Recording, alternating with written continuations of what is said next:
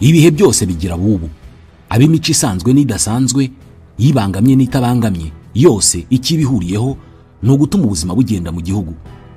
Abahanga bavuga ko uburaya ari umwe mu myuga ikuze kurusha indi ku isi, nubwo nta bihamya bifatika, ariko bigaragara ko wakozwe kuva kera, dore ko na Bibiliya ivugaho. Ubushakashatsi bwiswe The World's Oldest Profession: Evolutionary Insight into Prostitution bwakozwe na C. Salmon mu mwaka wa 2008 bugaragaza ko uburaya bwatangiye mu myaka isaga 4000 ishize, bukaba bwaramenyekanye cyane mu cyahoze ari Mesopotami, ibice biherereyemo Iraq y'ubu. Mu Bugiriki bwa kera naho uburaya bwarakorwaga, cyane cyane abakobwa bageze mu ishuri bakabukoresha bigurisha ku bagabo b'abanyacyubahiro kugira ngo nabo babashe kwivana mu bukene ndetse no kubuvanamo imiryango yabo. Kubera uburyo sosiyete y'Abagiriki yahaga imbaraga nyinshi umugabo, hari n'abagore bahitagamo gukora uburaya kubera ko ari byo byatumaga babaho bigenga ntawe bagenzura. Uburaya kandi buvugwa mu bitabo by'amateka bigaragaza imibereho y'abasamurayi n'abashoguns mu Buyapani ahagana mu kinyejana cya 12. Abakoraga uburaya icyo gihe bafatwaga nk'ibivume muri rubanda, ariko bakagira ubwisanzure burimo n'ubwo kwanga kuryamana n'abagabo bumva badashaka. Ahagana mu kinyejana cya 15 uburaya bwatangiye gusa n'ubwemerwa muri sosiyete zimwe na zimwe, nubwo hari hakiri akato bamwe babufata nk'ibintu bidakwiriye. Amadini yatangiye gushyiraho ibihano cyangwa se ibyiru ku bantu bafatiwe mu buraya, ariko byaranze birakomeza. Hari n'imijyi yafataga icyemezo cyo kwirukana abakobwa cyangwa se abagore bafatiwe mu buraya, ariko ntabwo byabujije ko bikomeza. Ibihugu bimwe na bimwe bimaze kurengerwa n'ubwinshi bw'abakora uburaya byafashe imyanzuro, bimwe bitangira kwemera ko habaho inzu zihariye abakora uburaya bajya kwicururizamo. Ibyo byafashaga izo leta kubungabunga umutekano rusange n'uwabo bagore babaga bakora uburaya, kubera ko hari ababaga bashaka kubagirira nabi. Abagabo bemererwaga kwinjira muri izo nzu z'abagore bigurisha n'ababaga batarashaka abagore babo, nubwo n'abashatse abagore hari igihe bemererwaga. Hari n'abagore bageze aho bakajya bava mu ngo zabo bakajya kwikorera uburaya kubera ko imirimo isanzwe hari ubwo babaga batemerewe kuyikora. Uburaya bwakomeje kwamamara ku isi uko iterambere ryagiye riza, ndetse no mu Rwanda buza kuhagera, nubwo nta wahamya ko na mbere y'umwaduko w'ubukoroni uwo mwuga utahabaga. Uko iminsi yagiye yicuma, iterambere rikagera hirya no hino, abagore n'abakobwa batangiye kuba benshi, by'umwihariko mu murwa mukuru Kigali n'indi yari igezweho nka Butare. Abo tugiye kugarukaho n'abari bagezweho mu myaka y'1970, cyane cyane Kigali, bari bazwi nka Femme Libre de Kigali. Aba bagore bibohoye nk'uko byavugwaga, Femme Libre de Kigali ni izina ryari ry'abagore bicuruza i Kigali mu myaka y'1970. Iterambere ry'abanyaburayi ritangiye gusakara muri Afurika, imijyi itangiye gutera imbere, imishinga y'abanyamahanga yisukiranya ubutitsa. N'umwuga wakomeje gukorwa mu bwihisho mu masaha y'ijoro cyangwa se ahihishe, kandi uwukora ntiyishimire izina indaya. Ibyatumye abinjiraga mu buraya barangije amashuri mu myaka y'1970 bahindura izina bakiyita Femme Libre de Kigali. N'umwuga wakozwe mu bihe bigoye, ikoranabuhanga ritaraza, telefoni zigendanwa zikiri mu mishinga, internet ikiri mu igeragezwa. Icyo gihe nibwo hahimbwa imvugo nyinshi zikoreshwa n'ubu, nko gutega indege, nubwo ngubu ryahindutse iry'abafundi bahurira hamwe bategereje ubaha akazi mu gitondo. Inyandiko Femme Libre de Kigali ya Marieke van der Spen yasohotse mu kinyamakuru Cahiers d'études africaines volume 17 numéro 65 1977 igaragaza ko uko iterambere ryiyongeraga i Kigali, abakora uburaya barushagaho kwiyongera, ahanini bitewe n'umubare munini w'abavaga mu cyaro bajya i Kigali. Muri iyo nyandiko, utubari twari tumaze kwiyongera mu duce tw'umujyi wa Kigali, twarabicaga bigacika, nko mu Kiyovu, i Nyamirambo no mu mujyi rwagati. Ubwiyongere bw'abaturage mu mujyi wa Kigali bugaragarira ku bari batuye i Kigali mu 1962 bari munsi y'38,000, nyamara mu 1975 bari bageze ku 90,000. Indaya z'i Kigali zabaga mu byiciro, harimo iziciriritse zabaga mu bice bya Nyamirambo n'ahandi hatuwe cyane. Indaya ziyubashye zigakorera cyane mu Kiyovu, zigataha mu mujyi rwagati. Izo mu biro zakoraga nyuma y'akazi nizo bavuga ko zigenga, zabaga hanini zigizwe n'abagore babuze abagabo, ibi bakabikorera mu ngo zabo. Utubari nitwo twabonekagamo abigurisha cyane, twabaga twiganjemo uduciriritse n'utworoheje. Hakaba na ba nyir'utubari babafashaga mu gukurura abakiriya, bamwe bakabaha akazi. Marieke van der Spen mu nyandiko ye yavuze ko ubwo yakoraga ubushakashatsi yasanzwe ahazwi nka Kanswahili i Nyamirambo, akabari byari bizwi ko kabonekagamo indaya nyinshi, abazishaka bifite bagaparika imodoka bakajya gutoranya abo bashaka bakongera bakagenda. Izo bise ngo indaya ziciriritse nizo ahanini zabaga zigizwe n'abakobwa baje baturutse mu bice by'icyaro baje gushaka amaramuko i Kigali. Benshi muri abo bakobwa babaga mu duce dutuwe cyane, bagakodesha inzu ahanini z'ibyumba bibiri ziri hagati y'amafaranga 500 n'igihumbi buri kwezi. Bamwe babanaga ari nka babiri cyangwa se barenga. Marike van der Spen avuga ko nk'inyamirambo hari inzu y'ibyumba bitatu yasanze icumbitsemo abakobwa bagera ku 10. Indaya zo muri icyo cyiciro akenshi zabaga mu nzu nto z'icyumba kimwe cyangwa se bibiri zitabamo sima. Nta kandi kazi abo bakobwa bagiraga uretse kwirirwa bazenguruka mu tubari bareba ko hari uwabarembuza. Akenshi bahoraga bimuka kubera kubura ubukode. Nubwo nta mubare nyawo uzwi wabari muri icyo cyiciro muri icyo gihe, ubuhamya bamwe muri bo bagiye baha umwanditsi bugaragaza ko bari benshi. Icyo cyiciro cyabagamo abakobwa bicuruza bo babaga bafite akazi mu tubari, abagabo babishimiye bakabatahana mu ijoro. Nibanga kenshi babaga baziranyeho na bashebuja babahaye akazi kubera ko byatumaga n'abakiriya biyongera. Nubwo bose babaga bari mu cyiciro kimwe, ahanini batarageze mu ishuri cyangwa se baracikirije, abangaba bo ngo ntibakundaga guhura n'ubuzima bubi nk'abandi bo mu cyiciro cy'indaya ziciriritse kubera ko bashoboraga kwishyurira amacumbi, rimwe na rimwe bakaba bafite n'ay'ubuntu babamo mu tubari bakoramo. Maria, umugore wicuruza wiyubashye wakoreraga ikigo cyigenga, afite imyaka 28 ubwo inyandiko yasohokaga mu 1977, yabwiye umwanditsi ati bariya bakobwa baciriritse bafata umugabo wese babonye nta gutoranya, ntawe basubiza inyuma, apfa kubazanya amafaranga. Bahura n'abantu bavuye hose ku buryo bashobora no kubazanira indwara bakabanduza. Hari nubwo bibaviramo kubura urubyaro kubera izo ndwara. Abo bakobwa bicuruza baciriritse akenshi babaga bafite abana. Nyuma yo kubyara, abenshi kubera kubura umwanya n'ubushobozi bwo kwita ku bana babo bawoherezaga mu cyaro aho baturutse. Abatabikoze batyo bagashaka abakozi boroheje bo kubitaho. Nubwo mu kazi kabo kubyara byabaga ari ikintu gishoboka cyane, dore ko imibonano mpuzabitsina ikingiye yasaga n'ikitabaho icyo gihe, benshi muri bo bangaga kubyara kubi. Witwa Therese wari ufite imyaka 19 yari atwite inda ya mbere. Yaje Kigali avuye i Butare ari naho avuka. Yanabanje gukorera y'uburaya.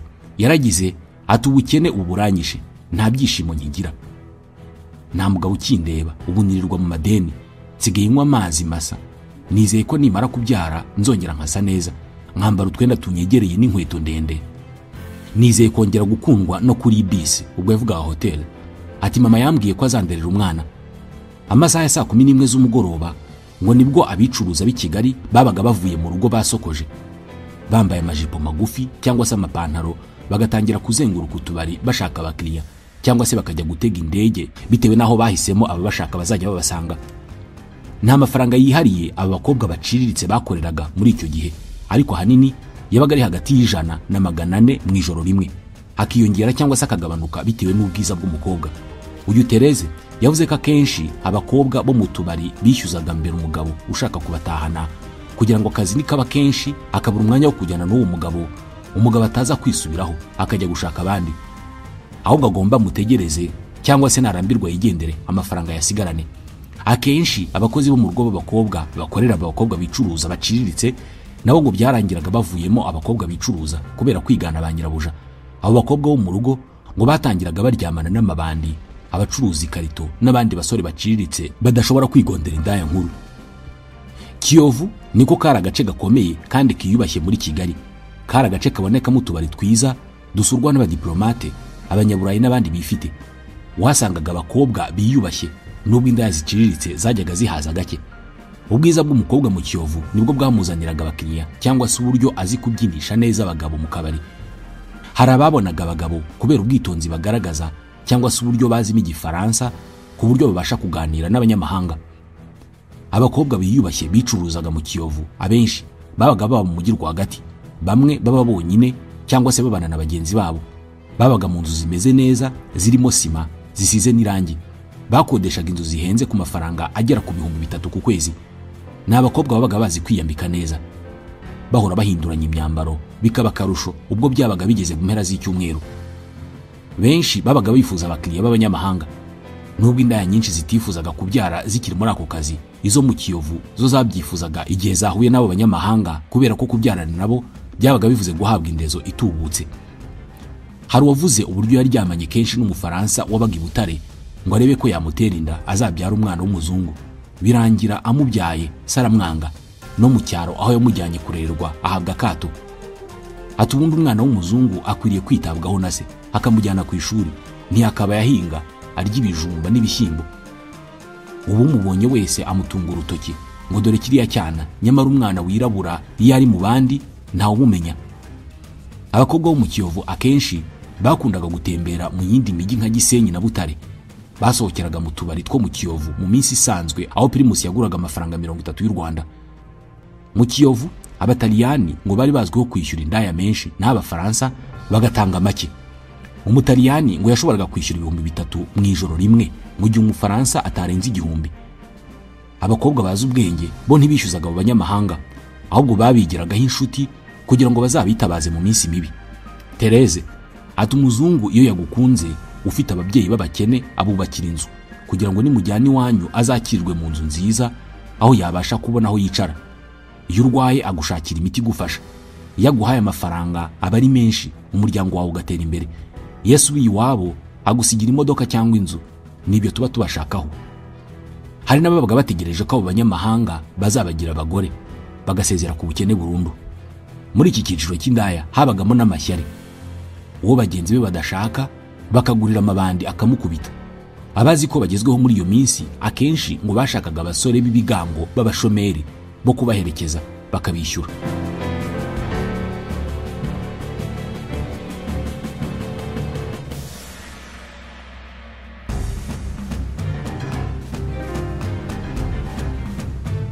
Hanyuma rero hari indaya zo mu biro.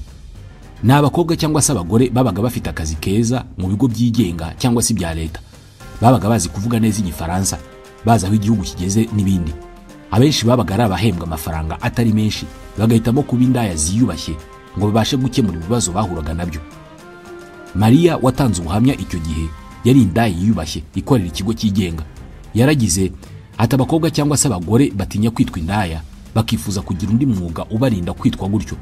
Nk'iy'abanyamahanga bahuriye n'umukobwa mu kabari cyangwa se muri hoteli, barabaza ngo wowe ukora he? Undi yaba hafite akahavugana ishema ati nkora hanaha. Umunyamahanga yaba yamukunze bagaheraho baba inshuti. Abafite isura nziza hari uwo bagiraga inshuti nyinshi kandi nziza. Rimwe na rimwe amafaranga bakorera mu Buraya akaruta kure ayo bahembwa ku kwezi, bakaba bava mu kazi kabahemba ku kwezi bakaba indaya zizwi. Camille w'imyaka 25 numwe mu ndaya zo mu biro Marieke van der Spen yasanze atongana n'indaya iciriritse. Camille yaragize ati wa mushenzi we, mwe mucunganwa nijoro ngo mubashe kubaho. Twe dukora ku manywa nta pfumwe, twajya mu karuhuko mugatangira amanjwe. Nta soni mufite zo kunyita indaya. Abo bakobwa akenshi babagaho mu buryo bwiyubashye kurusha bo mu Kiyovu. Babaga mu nzu nziza, rimwe na rimwe umwe akaba yaba mu nzu wenyine kandi isa neza. Inzu babagamo zabaga zikodeshwa hagati y'3,500 n'5,000 by'amafaranga y'u Rwanda. Abafite abana babaga babaho neza, biga ku bigo byiza. Igihe abana babo bamaze gukura, harabahitagamo kubajyana mu mashuri meza aho biga baba ku ishuri kugira ngo babone uko bikorera akazi neza. Indaya zo mu biro ntawapfaga kuzisanga mu tubari. Akenshi zabaga zifite inshuti z'abanyamahanga zijya gusura akazi karangiye, akaba ariho bagorobereza banywa inzoga zihenze nka martini na whisky, banaganira ku buzima bw'igihugu. Ni indaya zitapfaga kwishyuza, ahubwo abo bagabo zagize inshuti akenshi babaga ari abanyamahanga cyangwa se abaherwe batezeho byinshi kurusha amafaranga y'ako kanya. Bernadette umwe muri bo yaragize ati nyuma y'igihe uramubwira uti nagize ibyago, ndashaka gusura mama ararwaye cyane, akaguha 10,000 cyangwa 15,000 ingunga imwe. Ayo ngayo urayabika ukazayakoramo igikorwa kigaragara. Hari n'ubwo umubwira uti ndashaka kugura tourne disque, akaguha 20,000. Izo ndaya hari ubwo zakoreraga amafaranga ashobora gutuma ziyubakira inzu, zirihira abana baza amashuri agezweho, zikagura imodoka, zigatangira ubucuruzi n'ibindi. Iki cyiciro cyabagamo kenshi abagore batanye n'abagabo bafite ubucuruzi buciriritse nk'utubari two mu rugo kandi batuye mu duce tubamo abantu benshi. N'abagore bakoraga icyo bashatse igihe bashakiye, dore ko nta mugabo wabaga bagenga. Abakiriya babo bagore akenshi babaga ari abantu basanzwe, hari inshuti zabo cyangwa se ari babagabo badakunda ko hari abababonana n'indaya ku muhanda cyangwa mu kabari. akenshi abo bagore babaga bafite abagabo baryamana nabo bazwi adashobora kuryamana n'abandi. Abo nibo yifashishaga bakamuha ibyo akeneye. Mu Kinyarwanda cyiza wavuga ko uwo mugore yabaga afite abinjira baza mu masaha y'umugoroba, akabara kagafunga, bakajya mu gikari, akaba ariho banywera. Catherine wabaga muri Kanswahili i Nyamirambo yaragize ati hari nk'ubwo umugabo avi Butare tuziranye akaza kunsura, akavuga ati uriya n'umugore utagira umugabo, niho ndarara. Akenshi abari abagabo baha mu mujyi, akaba asanzwe aza hano nzi ku isaha n'isaha zamfasha, ntiyabona amafaranga ngo anyibagirwe. Muri abo bagore b'indaya hari ababashaga kugira amahirwe bakabona abagabo muri ako kazi bagashinga ingo. Ni abagore batinywaga cyane n'abandi bagore bafite abagabo, ntawe bagira inshuti ngo batazamutwarira umugabo. Mu gitabo AIDS Responses, Interventions and Care hagaragazwa ko mu ndaya zari mu mujyi wa Kigali mu 1985 88% by'izabashije gupimwa icyo gihe bazisanzemo virusi itera sida. Hagati y'umwaka wa 1982 n'1983 leta yakoze imikwabo mu ndaya zo mu mujyi wa Kigali, inyinshi zirafungwa hagamijwe kuzihashya. Kugeza ubu abakora uburaya mu Rwanda baracyahari, nubwo nabwo bwagiye buhindura isura kubera ikoranabuhanga. Minisiteri y'Ubuzima igaragaza ko ihangayikishijwe cyane n'abari muri iki cyiciro kubera ko bari mu bibasiwe cyane n'ubwandu bwa virusi itera sida, kubera ko nibura 35 by'abakora uburaya bafite virusi itera sida. Hashyizweho uburyo butandukanye bwo kubafasha kwirinda icyo cyorezo, harimo kuborohereza kwipimisha, kubegereza udukingirizo, gufasha abafite virusi itera sida kubona imiti n'ibindi.